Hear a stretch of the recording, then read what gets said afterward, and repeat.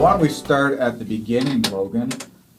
What's this kiosk conversation you've been having, and what are these guys up to? Yeah, so we recently met with two guys from Storm Kiosks. They have some cool products where they put kiosks into dealerships. They have a handful of different applications that are on these kiosks for consumers to use, whether they're in the showroom or in the service department. So we're really excited. We recently partnered with them. They're called Storm Kiosks, and we have our trade-in evaluation tool for service departments where consumers, while their car is getting serviced, can put in their vehicle and get a range of value for their trade. Their main focus in automotive is to get information in front of consumers while they're waiting for a service or something to be done.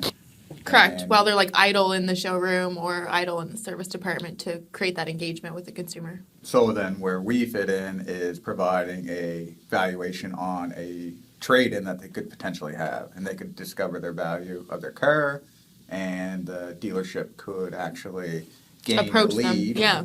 basically from that. It's pretty cool. Looking Yeah. forward to the rollout of that. Yeah, and seeing what happens there. It's exciting.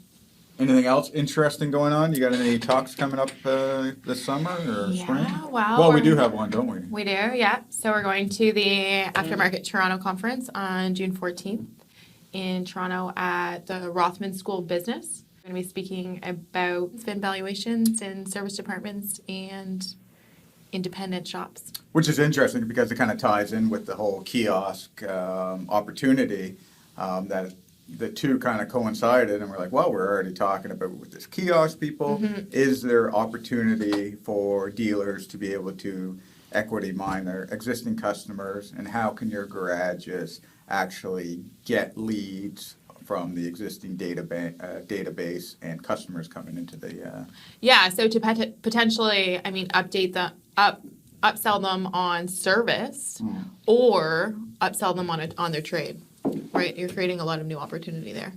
For those of you using the appraisal product, there's been a massive update, completely revamped user experience, and it's actually even quicker and easier to use now. Really encourage everyone to go check it out. It's giving market relevant data because you're taking that 17-digit VIN and doing a condition-based valuation on it. And the numbers that we're getting back are just really phenomenal, comparing it against other appraisal tools in the marketplace. Kind of the standard appraisal tools are, the highs are high and the lows are lows, and Accu-Trade is pretty well right down the middle against the actual auction results. So it's pretty exciting. So I get a lot of questions about the common problems data. Mm-hmm. Do you want to go into that maybe a little bit for everyone? our viewers. Like what exactly, when I say common problems, a lot of them don't really know what I'm talking about until they see it. Right. Yeah, so if you think about any particular make or model of a car could potentially, after a few years on the road, develop these, inherent issues that are, well, for the best word out there, are common to that model. So the grand example, and the example that everyone loves to point to, is the Malibu Tick. Now, everyone knew about the Malibu Tick, and if the car didn't have the Malibu Tick, it was either because it was fixed or it just hadn't materialized, basically. So it was coming, and that is the grandest of common problems. But there's other common problems that are less known because a lot of the vehicles are less traded. So if you think about, the numbers on Subarus. So Subarus have, some of the older Outbacks have an inherent issue with head gaskets. And head gaskets seem to go on these particular vehicles.